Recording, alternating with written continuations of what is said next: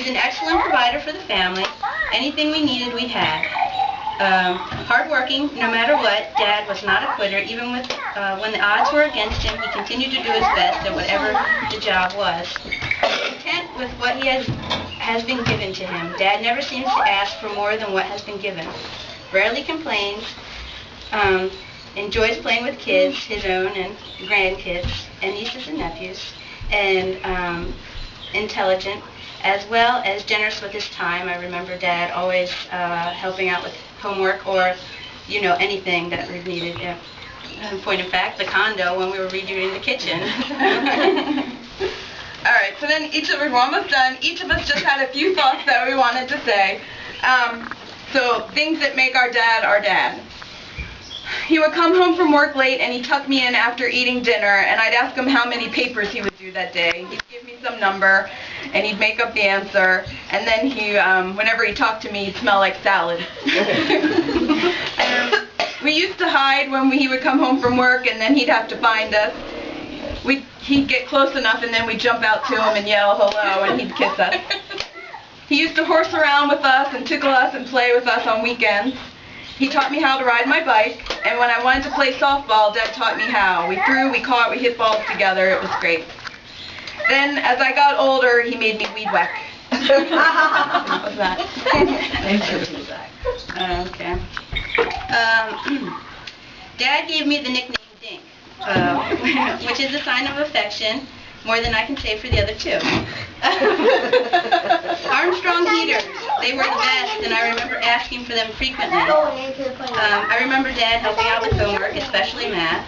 What? Of course, you can't forget softball. He was the best coach I ever knew and was always very encouraging throughout my softball years, but most encouraging when I was pitching, except when he took me out. I might be remembering this incorrectly, but I feel as though it was Dad who would straighten me out at night because I would sleep with my butt in the air.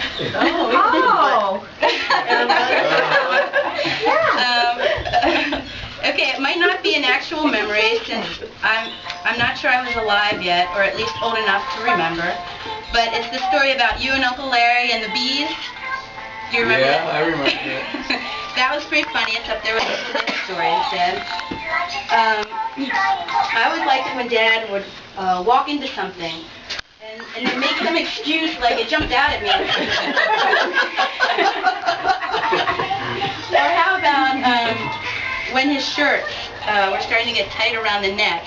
Dad's response was that his brain was growing so much that his head couldn't hold it, and that it was moving down his neck.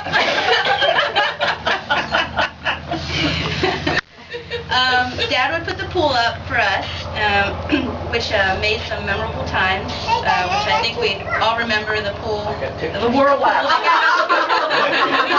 We've got it on video. And on Saturdays, when Dad would be working outside, he usually asked me to go get him a beer, and he would always let me take the first sip. Don't tell your mother. Okay, home stretch. What I remember fondly most about growing up with Dad as my dad is him playing catch with me in the yard or shooting baskets in the driveway and pretending to be an announcer to kind of, heighten the scenario with game situations. Time he wore Mom's t-shirt to the Y. Puffy sleeves and beautifully embroidered tag. When I explained to him, I thought it felt a little snug. Cat's dead.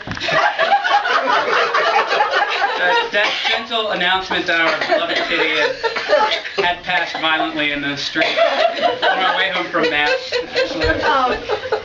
The time we got into a car accident on our way to karate one Saturday morning when Dad had to explain to me what a drunk driver was and why at 9 in the morning it wasn't normal for someone to be drunk, certainly not driving.